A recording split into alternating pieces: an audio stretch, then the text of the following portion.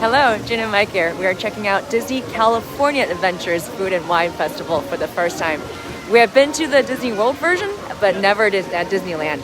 So follow along and join us as we check out the Food and Wine Festival.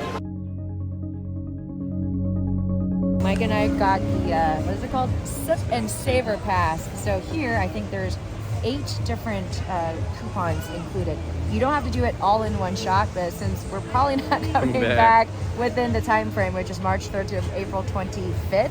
We got one to share, so we just got one. Hard. We were Mike was saying, we should get 2. I'm like, no, let's just do one. So there'll be probably lunch and dinner for the both of us until park closes. We have wine tasting at 2, so we have an hour and 15 minutes to get some food in our tummies, so we're not a little too tipsy afterwards. Yeah, so like very similar to Disney World, they gave you a little passport book where you can actually collect stamps, and it tells you where all the food locations are, what they are, and and then I think once you collect 12 different stamps, you get like a completion stamp. I don't.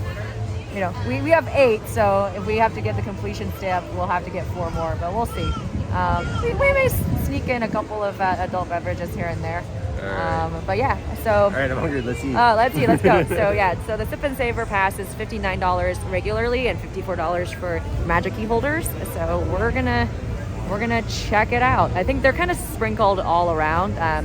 You can grab the Sip and Savor booth as you come into DCA, into sort of the Paradise Pier entrance area, literally right by Adventures Campus is kind of where you can pick it up. And then they have different little kiosks here. And you can actually get a couple of them at restaurant locations, but apparently they would just be sample size, but not full size versions. So over here in this nook area, we have Delish, as well as what's over here?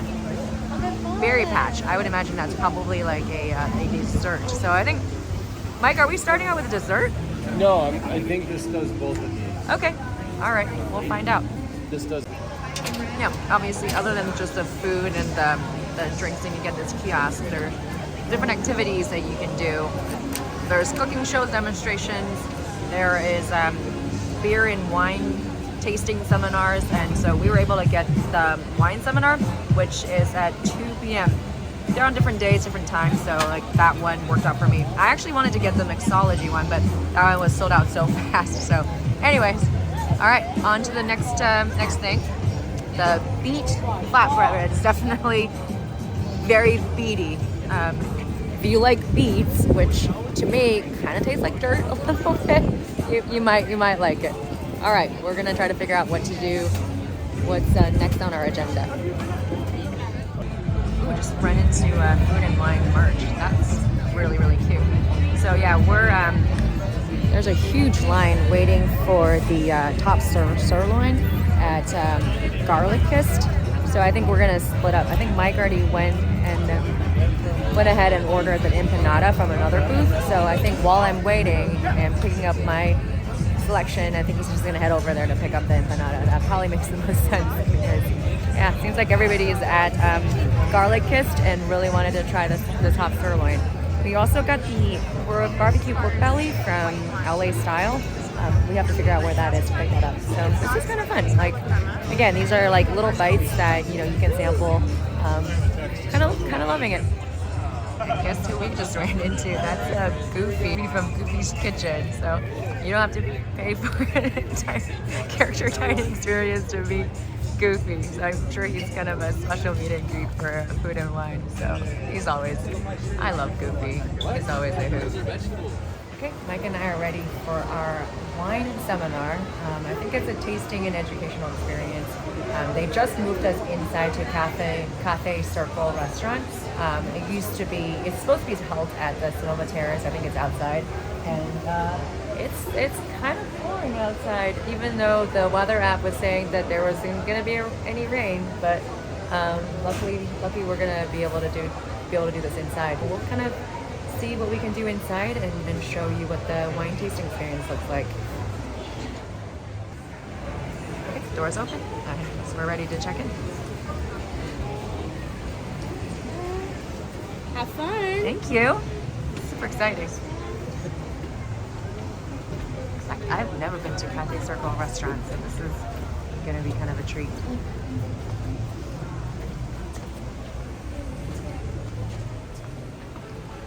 Oh, wow. It's beautiful. Anywhere? Okay. I don't know. Middle. Hardness? Or just gonna come on over this way. Right here? Oh, it's nice to be inside for sure. Wow. Okay.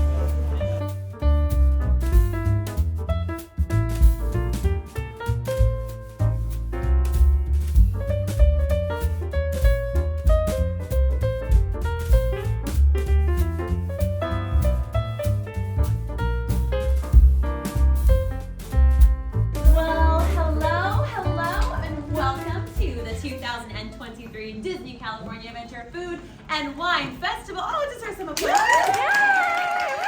Yeah.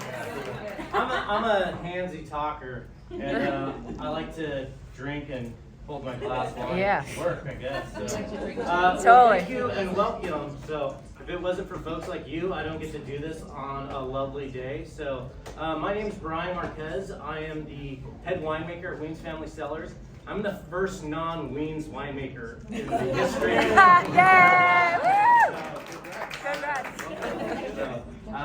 I guarantee you probably haven't had these wines yet. These are some new releases and unreleased wines as well. Ooh. So the first wine that we have is our 2022 Vermentino. Vermentino is an Italian wine. It's from Sardinia. It's a little island that's in Italy. This is 100% Vermentino. We're blending 50% Zinfandel and 50% Cabernet Sauvignon. Oh, interesting. So those are probably the two well-known varieties that come out of California. You got Cab is king, right? Everybody knows. Yeah, Napa Valley Cab. Number 2 was Zinfandel. You know, so we took the two varieties, blended them together because we wanted to make a fruit-driven wine that had some big body and structure. So go ahead and give it a taste.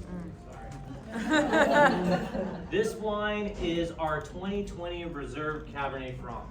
So this Cabernet Franc is coming from Temecula Valley. This label says Riverside County. Anything south of Santa Barbara is considered South Coast AVA. Temecula is its own AVA, but I have a neighbor 2 doors down called South Coast Winery. So if I put South Coast AVA on my label, people are gonna be like, did you get the fruit from South Coast? No, I did not. I have a vineyard that falls just outside of the Temecula AVA. It's a little bit slightly east compared to where we're at from the winery itself. So we like to put Riverside County because we don't want people to get confused. People are like, Riverside? I'm like, just try it. Okay, we just got done with the wine seminar and tasting experience. That was a lot of fun.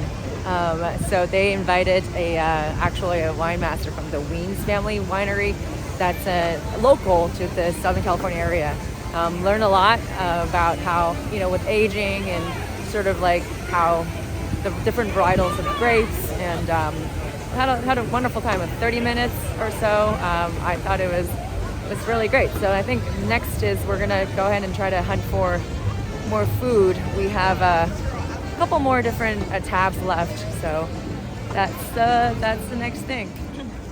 So these are absolutely hilarious. If you are a kind of a on-the-go dining pro at Disney World, you know that your trash can with a flat top is literally the saving grace when it comes to being able to find a surface to be able to eat on. So these are Food and Wine Festival trash can styled salt and pepper shaker. I saw those. I was like, these are hilarious. I mean, you have to, somebody had a sense of humor. Like they understand the pain, and that this is very tongue-in-cheek. It's very, very cute. So, and these ears are also extremely adorable. You've got the grapes or the wine, and obviously we got some cheese and macarons, and a chef's hat. And so this is on the side. It says Food and Wine 2023. So very, very cute merch. And of course, I think I already talked about the Spirit jersey with Minnie, and that looks like Mickey's Fun Wheel, or PayPal, my goodness, the pal around. So this is really cute too. Okay, well, I think we still have 3 more stickers to go, and we're gonna try to use it up. And still pretty rainy, but everybody seems to be in pretty good spirits here. Oh, and there's a stage over there. This is like a mini Disney World festival.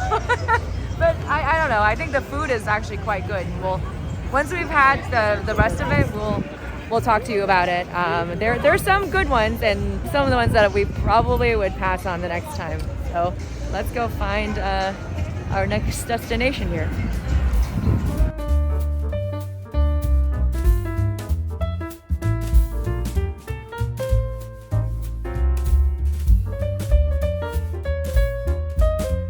Paradise Garden Grill is the next little quick service restaurant that has some food and wine offerings. So we're gonna try out a couple of things here. I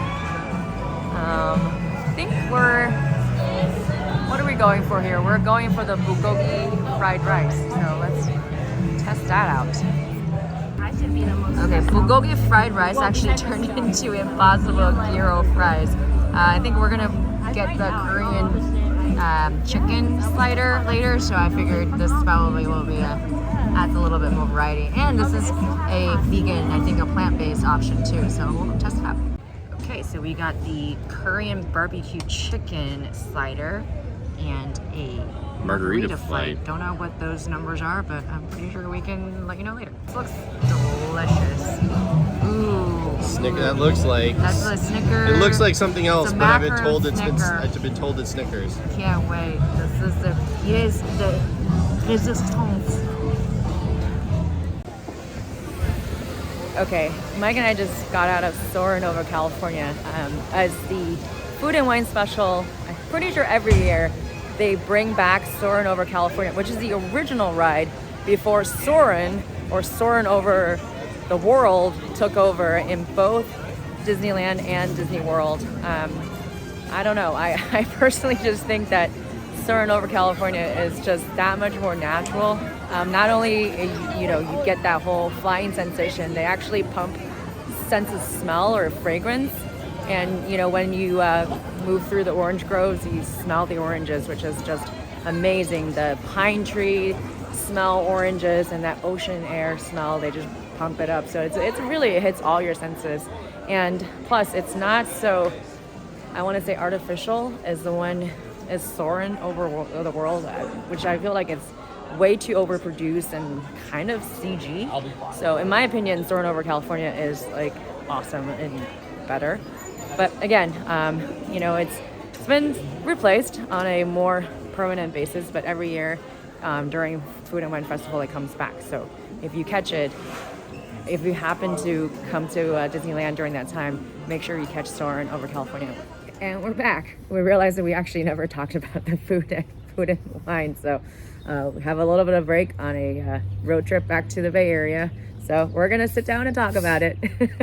So yeah, we had one of those sip and savor pass, like we mentioned.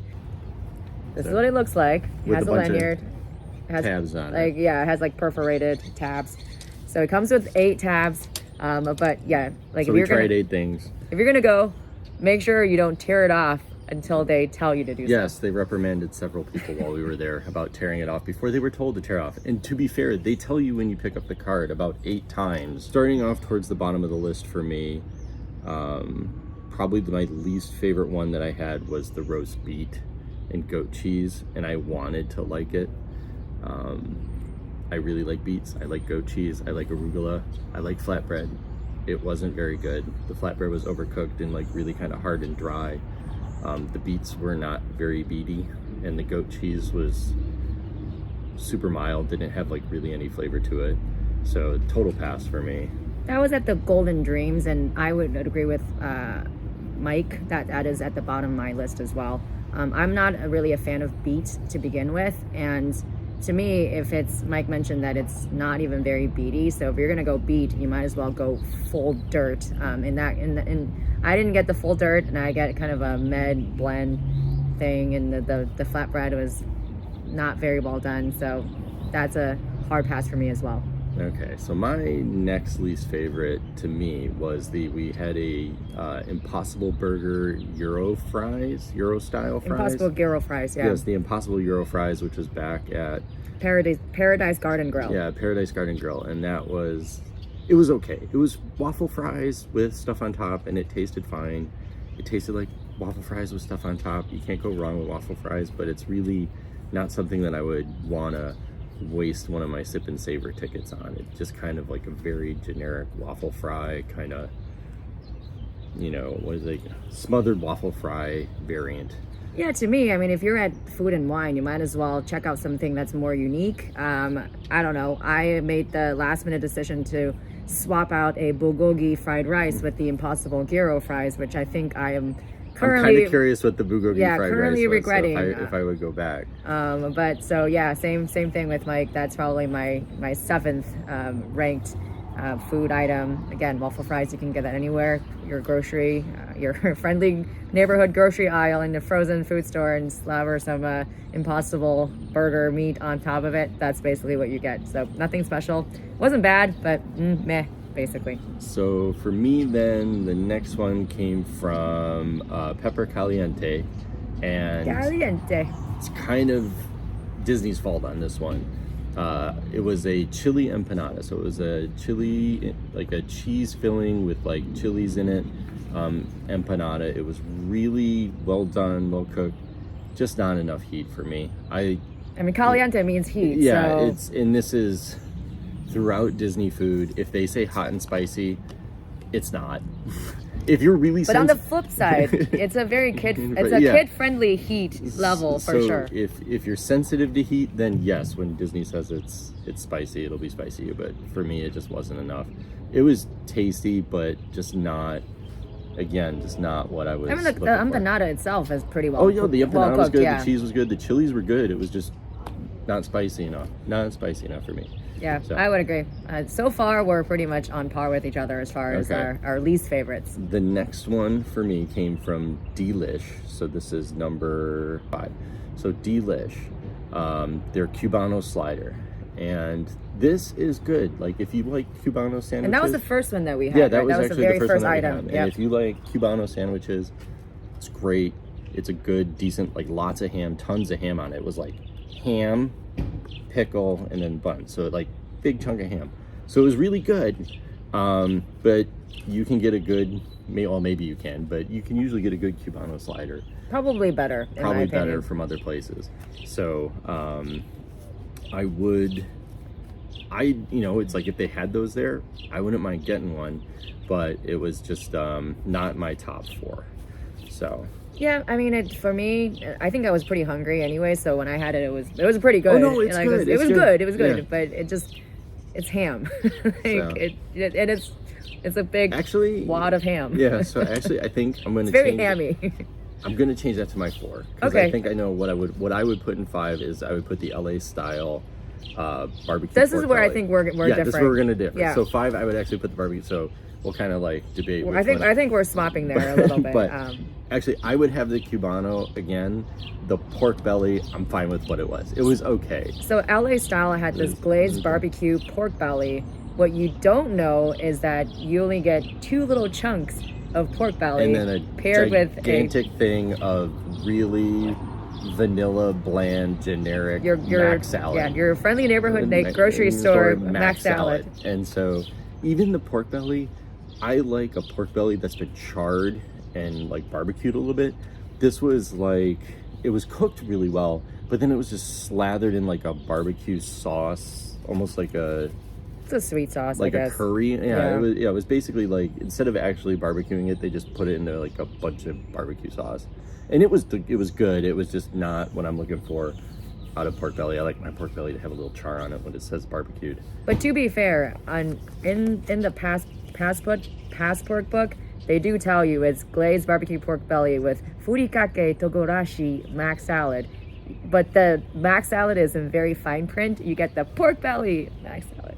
So, but in the the I dish, didn't think it had any furikake on it. I don't know. But anyways, the dish was Maybe, like yeah, literally maybe they ran out of more. because I could it's see like if it half came an- if I came with the furikake on it. I don't even know could that. What is That's furikake? I think that's the seasoning that you put over Oh, rice. okay. So I totally could have been down, or Yeah. either that, or it's the chili seasoning. But again, Yeah, if but it's styled 'cause as it looked like furikake tokorashi. it looked like the red chili paper, like the red chili pepper flakes. But again, in classic Disney fashion, not spicy enough. It was kind of just like a garnish. I thought it was paprika at first. So this one, I think I'm actually going to put this over the Cubano slider.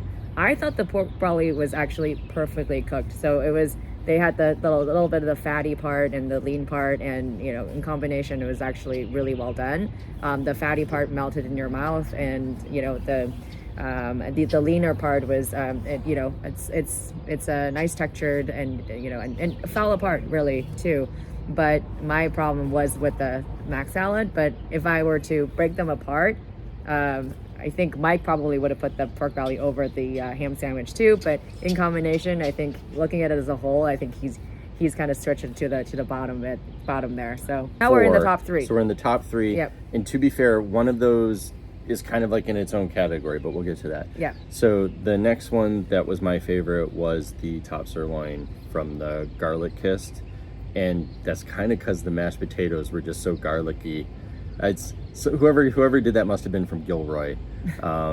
It was a really good just top sirloin, chimichurri sauce and garlicky mashed potatoes. So I mean, just some really good staples.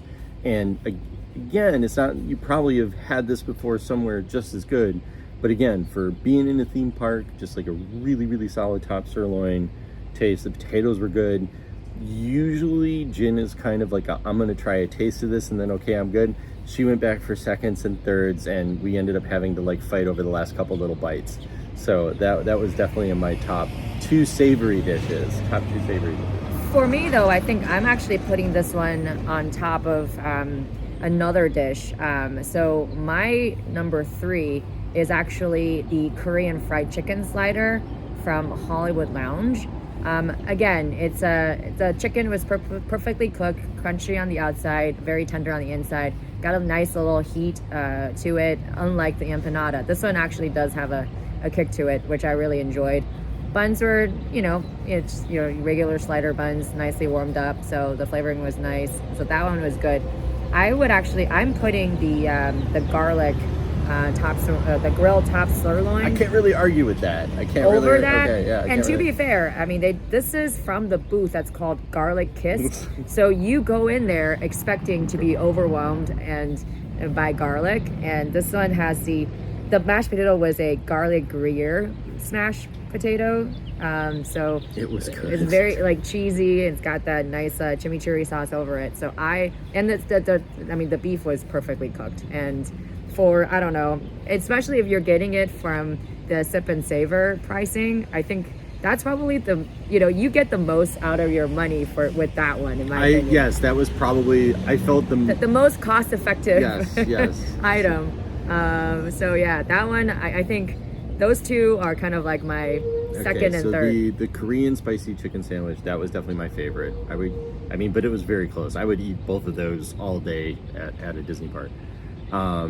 So those were like all of the savory dishes. Yeah, we thought we were gonna go for dessert, but then after we had all the savory dishes, we were like, ooh, I think we have room for dessert. We're usually not huge on the giant Mickey-shaped desserts because they're usually not the best.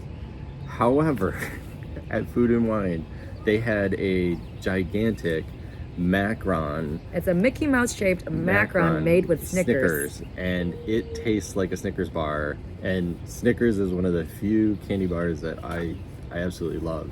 And it's not one of the few candy bars, but it's one of the ones that I'll still eat occasionally because I do like a lot of candy bars.